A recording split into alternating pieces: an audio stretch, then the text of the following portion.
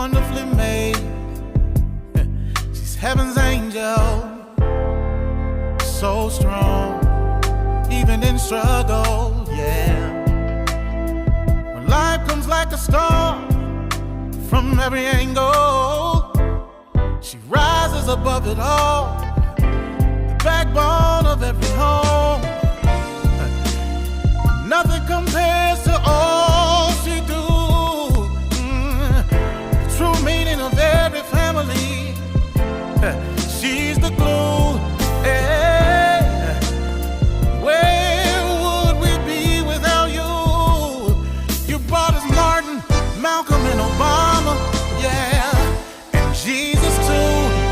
Oh, she's sophisticated, strong, simply amazing, humble, honest, and helpful, educated, ebony, eccentric, empowering. She's a queen, she's a queen. You better treat her like a queen. Oh, oh,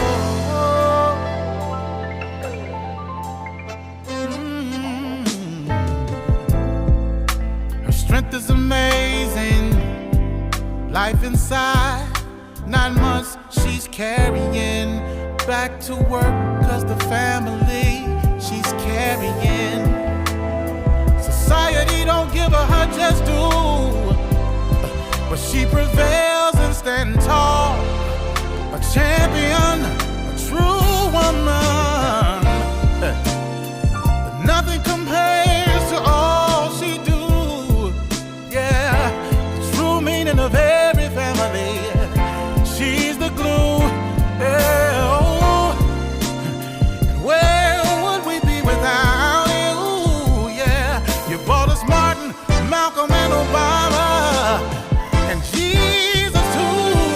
Oh, she is sophisticated, strong, yeah, simply amazing, humble, honest, and helpful.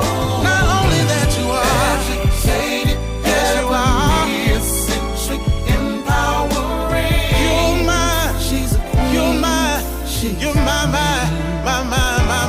Treat her like no price could be put on how much she's worth. So valuable, she's the soul of the earth. Yeah. All a part of God's genius plan.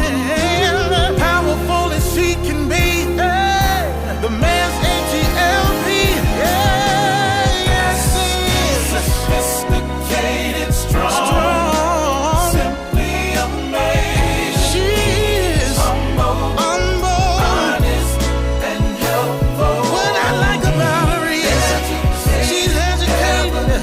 She's my ebony, empowering. Yeah. She's my queen. Sophisticated, strong, simply amazing. She's amazing to me. Humble, honest, if you ever had one. She's educated, she's my queen. She builds me up, she keeps me going. Sophisticated, strong, she's my queen. Simply amazing. She's simply amazing. She is, oh my, she's my queen. Educated, ebony, she's educated and she's empowering. She is my queen.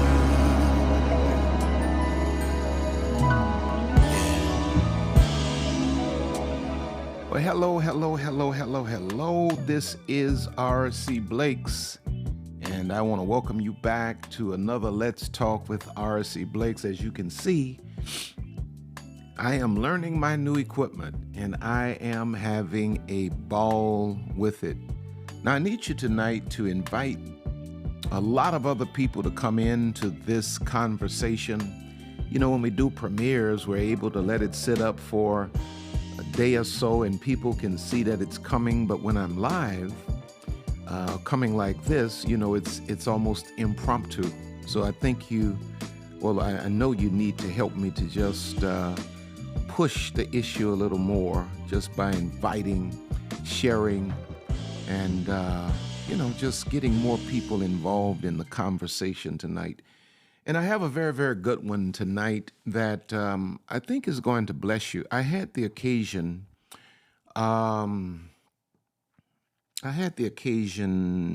yesterday, I think it was, to go and to check my grandson into college.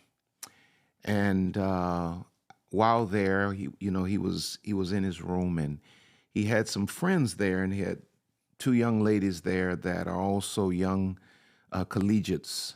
And I had a chance to really sit down with them, Lisa and I, and even some young men.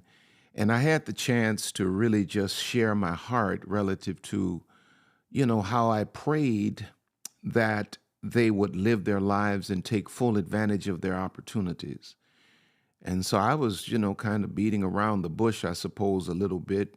And then Lisa breaks up into the conversation and she just gets straight at it. So, she starts talking to the girls about, reckless little boys and not making foolish decisions that they would have to pay for the rest of their lives. And I said, oh, well, yeah, thank you for breaking that ice. I didn't want to just jump in there. I didn't even know these kids, But it turned out that they needed that entire father-daughter talk that I was privileged to give them. And they started crying, and I could see that they were really opened up to the wisdom. And while sitting there, the Spirit of God said, well, you need to kind of bring almost this same conversation to your platform, because it's not only young collegiate females that are dealing with this. You have many older, mature, middle-aged, even older women that don't understand the emotional and relational traps, excuse me, that are being set for them as women. And I want to talk tonight about common emotional traps women fall into. Now, one of the things that women in every generation, I think, this is my opinion, have failed to comprehend is one of the big differences between men and women. And when I say that, this is what I'm kind of hinting at. Women desire, listen to this very carefully. Some of you will agree, some of you won't, teach his own. But this is my opinion. Women desire love just innately, off the cuff. Women are on a desperate search for love, like men innately off the cuff are thirsting for sex. And if you have a healthy young male, especially even older males, there's an insatiable appetite or desire for sex.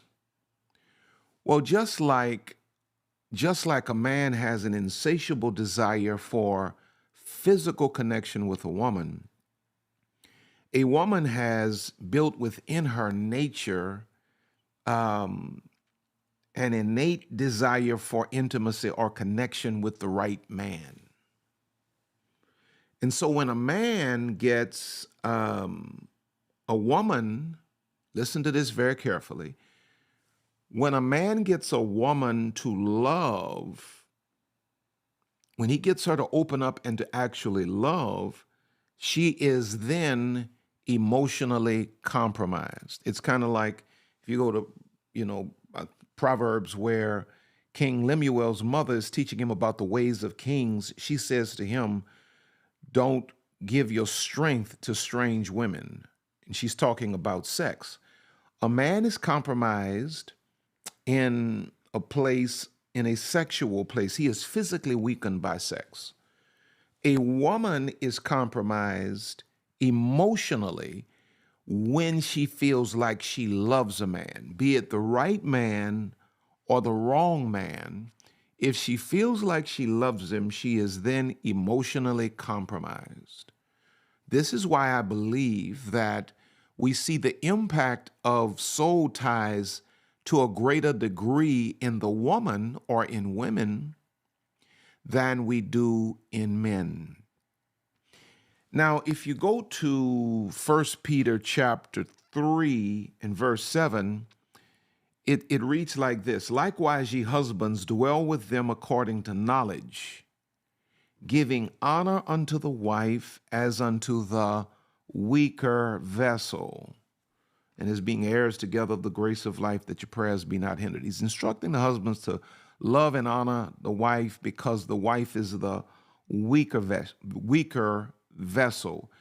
And one of the main ways a woman is weaker is that she is many times, most of the time, more emotionally invested, and she is heavily influenced by a man that she loves. When a woman loves a man, almost like the man of God, church talk. When a woman loves a man, she is put in a position where that man may very well break her if she's not conscious and if she's not intentional. And so the Bible is saying to the husbands, make certain that you handle your wives very honorably, respectfully, and protectively, because they are the weaker vessel. And if you look in Genesis, and I made a statement that she's easily influenced by a man that she loves. This is why if a man says his wife is not this, his wife is not that, it's a reflection on him, because the greatest influence in a woman's life when she loves is her man. Now, if you look in Genesis chapter 3 and verse 16, it says, "To the woman he said, I'll greatly multiply your pain in childbirth. In pain you will give birth to children." Watch this. "Yet even though childbirth is going to be so difficult for you, yet your desire and longing will be for your husband. Though this man, connecting with this man, will produce a pain that is unfathomable." Can't believe I said that word without stumbling. Unfathomable. Wow. Look here, we're getting better. You will have a desire for that man. Because in a healthy man, woman, husband, wife relationship, the woman is engineered to desire the approval and the acceptance of her man. And the man deals with her, the proper man deals with her carefully and protectively. But in a demonic, deceptive situation with the wrong man, the desire of the woman is twisted into an emotional web, and it becomes a trap. And so I have 7 things that I want to outline for you today relative to traps that women typically fall into. Number 1, it's a trap when a man makes you chase him only to reject you. A man maneuvers, manages the moment, manipulates the situation, and he gets you to chase him only to consistently reject you. The way a man coerces a woman into chasing is by starting to pursue her and giving her the idea that he's, a great guy, and that this could go the distance. This could be husband. Once he's gotten the woman addicted to his representative, it's not even him, he falls behind, falls off, and he then lets the woman drive the fake relationship. He started off setting the tone, pursuing, but then once he gets the woman compromised and he gets her to sell out and to buy in, he then falls back and he leaves her out front, managing the pace of the relationship. But it's a fake relationship. He gets your hopes up for something that is never going to happen. And you know where I'm going with this. Proverbs 13 and 12, and this is the amplified version. It reads like this. It says, hope deferred makes the heart sick, but when the desire is fulfilled, it is a tree of life. Now, here in Proverbs 13:12, hope deferred makes the heart sick is a metaphorical expression that conveys a sense of disappointment, discouragement, or sadness. It suggests that when our hopes or desires are continually delayed or unfulfilled, it can have a negative impact on our emotional well-being. And so a man realizes this. This is a part of the game we learn in the barbershop or from Unc or from Pops. They teach us how to manage the woman's psychology by becoming her knight in shining armor, getting her to buy in, sell out, give her body up, and do all of these things and then fall back and almost like just constantly reject her. And the more he rejects her, the more broken she is. And the more broken she is, the more he can manipulate her. When it talks about the heart, in this context, it refers to the innermost being or the core of a person's emotions and desires. When you have a constant desire for something that's never fulfilled, something is broken at your core. When we eagerly anticipate something or have long-held aspirations and those hopes are repeatedly unmet or delayed, it can lead to a sense of weariness, disillusionment, or even despair. It can cause a feeling of heaviness, sadness, or sickness within the heart. I think the greatest impact of hope deferred, when a man, sets a woman up to chase him and he's never caught, is that it leads to the woman becoming stuck. You're stuck in a toxic loop of hope.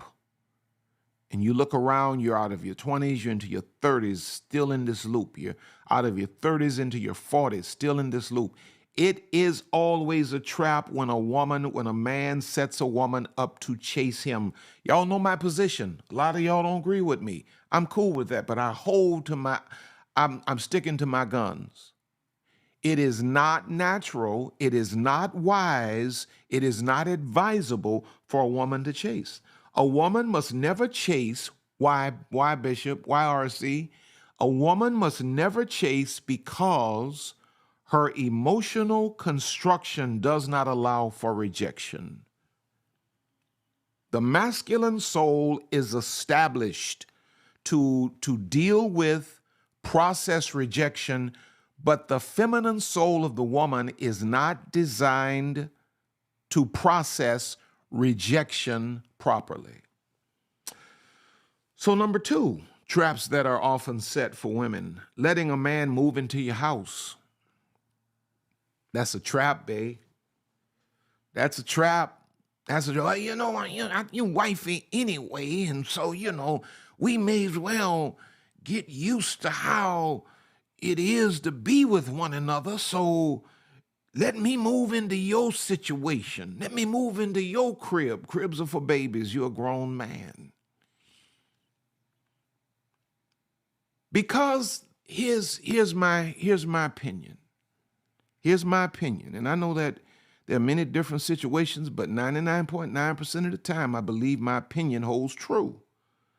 A masculine man is not trying to live with his woman. He's not trying to move into his woman's house. He's not trying to move into his woman's crib. If anything, he's providing somewhere for her to live with him. So it's a red flag when a man wants to move in with you as a woman. Your antennas should go up when a grown man is suggesting to you, I want to move with you. In 2 Timothy chapter 3 and verse 6, it reads like this. Let's see. 2 Timothy chapter 3 verse 6 says, for of this sort are they which creep into houses, which what? Creep into houses, only creeps creep into houses, and lead captive silly women laden with sins, led away with divers lust. And the reason these men can creep into these houses and lead these women captive is because, watch this, the boundaries have been removed. The limits have been eliminated. When you open your doors and you let a man that you're not married to come up into your house, there are a few things that are transpiring. Letter A, you're letting a man into your house.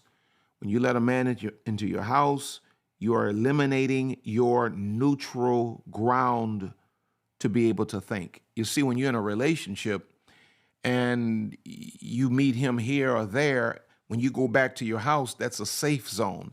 That's a neutral place. Well, when you let a man that's not your husband come live up in your house, you no longer have a neutral zone. It means that you're now inundated with this man. So if he turns out to be the wrong man, it's easier to let a devil in than it is to kick him out.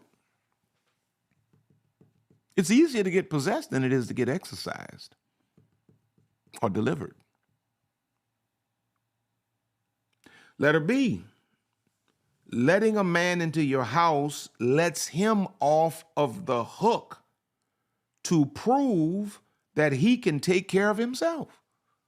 What am I look like going up into a house telling my Lisa, let me move up in with you? No, babe, don't work like that. Don't no masculine grown man do nothing like that. Fact about it, Lisa and I got married.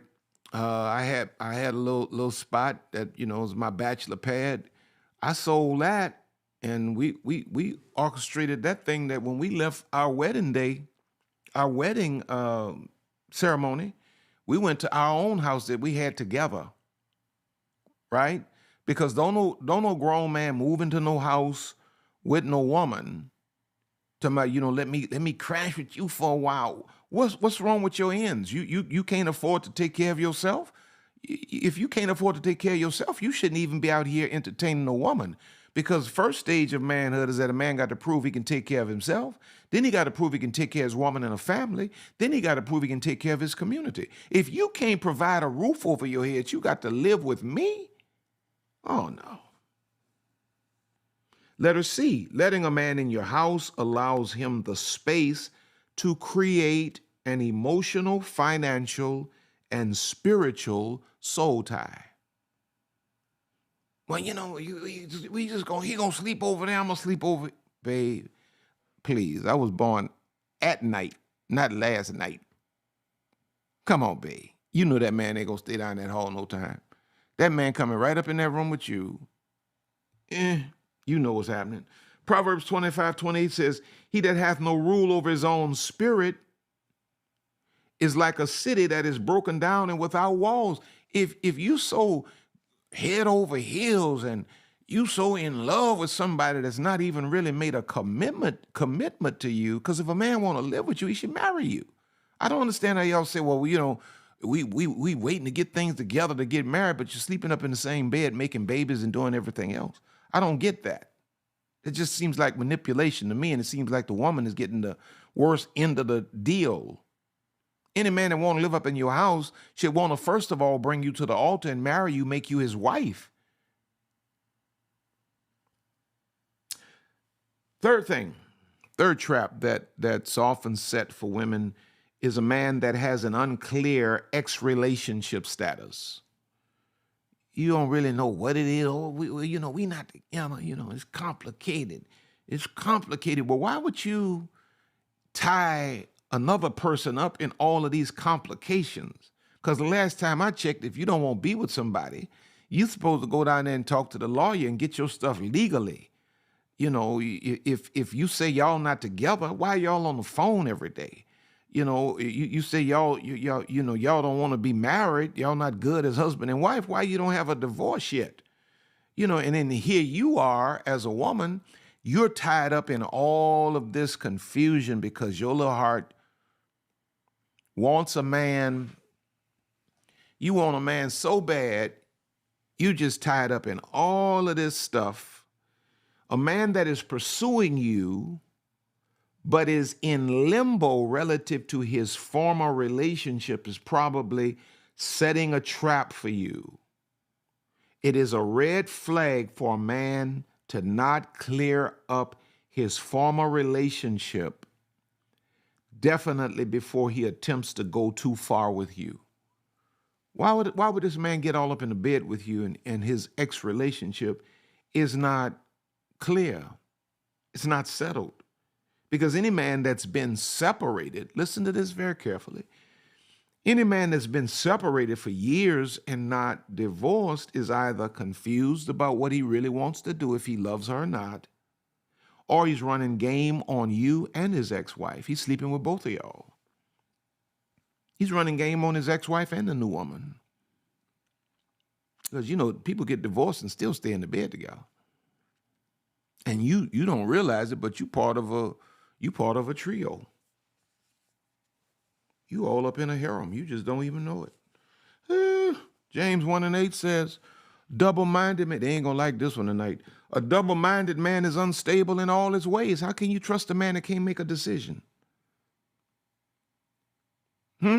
Why would you, you're a smart woman, right? Why would you trust a man that can't make a decision? You ain't with the woman. You say you don't want the woman. You say you want me, but yet you have all of these blurred lines. And you're gonna be gullible enough. I almost said another word, but I don't want y'all sending me no crazy emails. You're gonna be gullible enough to let this man mix you up in a situation? Come on, man. You're in a situationship, sweetheart.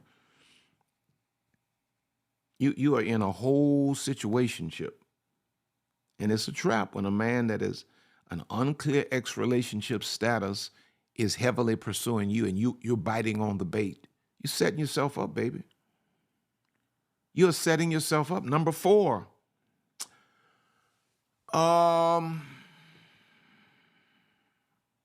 It's a trap when you are involved with a man and it's a totally private love affair. I mean, there's no evidence of you nowhere. My question to you is, as a wise woman, as a queen conscious woman, as a boss chick, my question to you, boss chick, is why are you a secret? Why does this man have you as a secret? Why do you settle for being somebody's secret? Last time I checked, when people have secrets, they're ashamed of something or they're hiding something. Why are you a secret? You ain't on no social media. This man on Instagram, TikTok, whatever else they come up with. He on all of that, just grinning. He don't have any pictures of you. Y'all have a whole sexual relationship. You've been having it for a long time. And there's no evidence that you exist. There's no evidence that you exist. Why? That's my question. My question is, why? Why is there no evidence of your existence? Why are you a secret? A man that loves you and means well wants the world to know who you belong to. He ain't trying to keep you no secret. He's trying to put it out there because he wants everybody to know how he feels about you and who you belong to. John chapter 3 and verse 19 puts it this way. And this is the condemnation, that light is come into the world, and men loved darkness rather than light. Watch this, because their deeds were evil. Only time a man wants to keep something in the dark is when his motives, his deeds, his actions, his behavior is not righteous. And if a man has you as a secret, there's a, as my father would say, there's a dead cat on the line somewhere. You have to be smart enough. You have to be smart enough to honor and respect yourself more than allowing yourself to be a man's secret. Number 5, fifth trap that men set for women and women fall for: a high-value lifestyle image. That's why it's bad to be a material girl. It's bad to be so superficial. You caught up on how much money a man makes, what he drives, what he wearing, and all of that. Because that, you know, what a man driving around in is no indication of how he really living. What he's wearing is no indication of not even his financial status. The brokest people in the world wear the biggest labels. Yeah, you go through the mall and you see all these high-end stores. It's not, most of those folk that's in there buying this stuff out of high-end stores, they can't afford it. Most of those folk in there can't afford it. They're just in there trying to look like they are at a certain status that they've not attained to yet. And so many women, you know, a man that leads with what he has and how much he makes is trying to impress you. Many women don't understand that. And a real one, he ain't trying to impress you. He's trying to impact you and improve you. He gonna show you better than he can. He gonna show you in the way he lives his life, rather than, you know, some upfront front. You're gonna be able to see it consistently in terms of how he lives his life, what kind of man he is, what quality of man he is.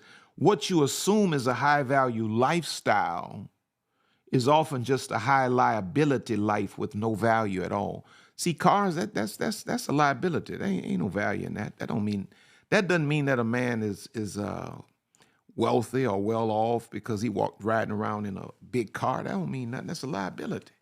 What kind of rental properties does he have?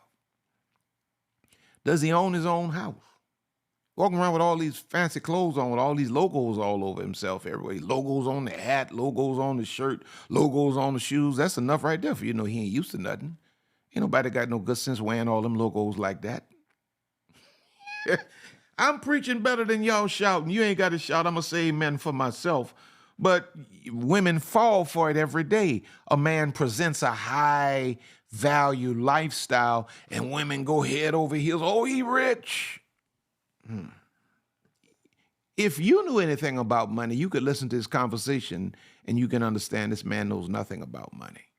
There's certain language you can use, and if he understands money, he's going to be able to come back with comparable language. You start using that language, he don't know nothing about it. But see, you got to know about it first.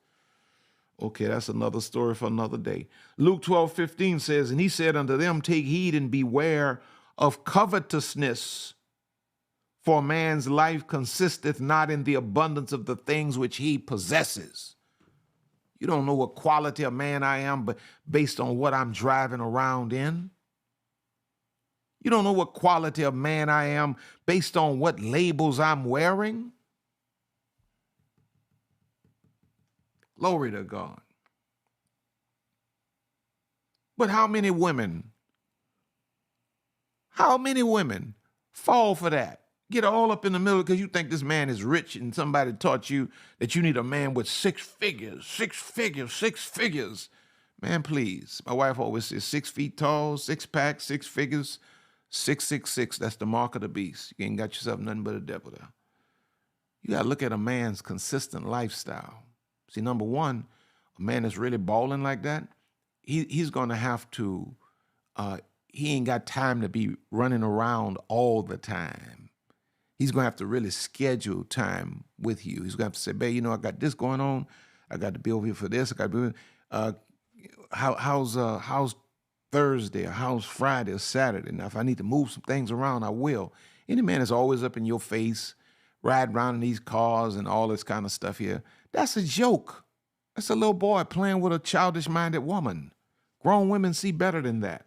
Number 6, I only have 7. Probably the biggest trap of all. Probably the biggest trap of all that men use on women quite frequently are the words, I love you. Babe, can I tell you, 99.9% of the time, a man tell you that he don't mean nothing, but I want to get in the bed with you. I want you to take them clothes off and let me do some tricks on you and get your mind all twisted up so you don't know your head from your feet. I want to do all I know to do, and that is just have sex. That's all I practice. That's the thing I'm best at. I want to do that to you so I can just blow your complete mind. So I'm going to tell you what you want to hear. I love you. But a wise woman looks to see a man's love before she gets caught up in the words. Man got to show you. When a man really loves you, he's going to be accessible to you. When he really loves you, he's going to be generous with you. When he really loves you, he's going to be gentle with you. When he really loves you, he's gonna, you know, he's gonna make the world know that you belong to him, he belongs to you. When he really loves you, he's not gonna have all these secrets. You're gonna be able to reach for his phone, and he ain't gonna have a heart attack. When he really loves you, he's gonna clear up all the loose ends. He's gonna honor you. He's gonna make certain that everybody else honors you. When a man really loves you, you got as a woman, you got to need more than a man just telling you, I love you. He loves me, told me he loves me. Take me, Calgon, take me away. Man, please. Proverbs 27:6 says, wounds from a friend can be trusted, but an enemy multiplies kisses. An enemy's kissing on you all the time. A friend, somebody that really loves you, they may hurt your feelings, but they're trying to help you. But an enemy will flatter you. I love you, will multiply kisses. And then listen to what Psalm 55, 20 and 21 says. My companion attacks his friends. He violates his covenant. His talk is smooth as butter, yet war is in his heart. His words are more soothing than oil, yet they are drawn swords. You know what to say to position you to devour you. Because a man tell you he love you, that don't mean nothing, man. You know, when a man says I love you, what that usually translates to is I'm lusting after you. I want to have sex with you right now. I may not even like you, but I love you. I love you because I want to have sex with you. And once I have sex with you, you won't see me no more ever again. But I love you. I love you, though. And we're going to have sex, and then 3 minutes later, I'm going to find a way to be out the door. Oh, I got to go back to my job. Come on, babe. You got to be smarter than that. And then finally, I know I'm a little shorter tonight. Finally, a man traps a woman with this. I will change for you.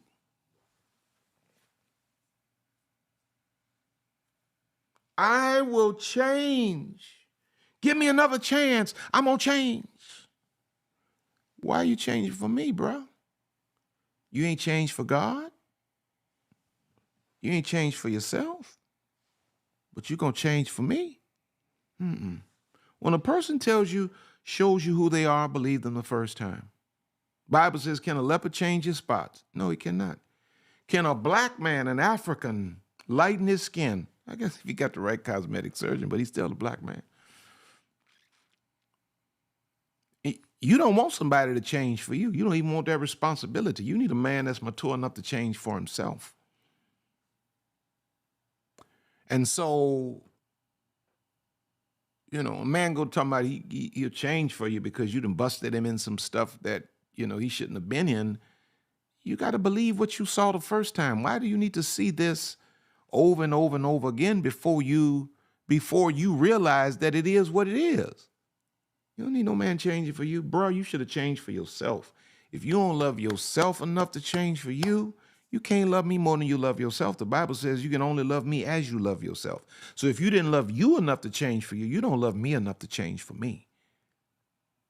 And I refuse to get caught up in this trap. So I'm going to take my little heart, pick it up, put it in my bag, go on back to my house, heal, and move forward with my life. I am not going to waste another 5, 6, 7 years with you. Adios. And so there you have it, man. Some of the stuff I was sharing with these young girls, but I think women everywhere needs to hear this or need to hear this. My prayer for you is that something I've said will resonate with you and shift your heart, shift your life in a direction of health, and that God will give you clarity and God will give you peace. Now, listen, don't forget to go by website rcblakes.com, sign up for my mailing list. Check out all of the online programs while you're there. Those of you that are on your way to the city of New Orleans for Queenology this weekend, Lisa and I are so excited. We are so excited about meeting you this weekend. Preparations are being made. We're going to give you an experience like we've never provided before. And so I'm excited to be able to meet you. This is our first live event in nearly 4 years. And so, hey, all I can tell you, man, is I'm just over the moon excited. Don't forget to go by Amazon, pick up all of my books at Amazon. Those of you that need counseling of any kind, look in the description. BetterHelp Counseling will provide the counseling that you need. I want you to, if you utilize that link in BetterHelp, it will afford you 10% off of the cost of their counseling, and they in turn will make a deposit into RC Blakes Ministries if it works for you. Now, what else am I missing? Thanks to all of you that have sown into our lives. Lisa and I appreciate you so much, so very, very much. I think I got everything out. Hey, you're on top. You're going higher. God has more in store for you. So Lisa and I, we will see you at the top. Before you leave, make certain that you share this message. Please don't leave out without sharing this message. I love you with all of my heart, so we will see you at the top. God bless you. Until next time.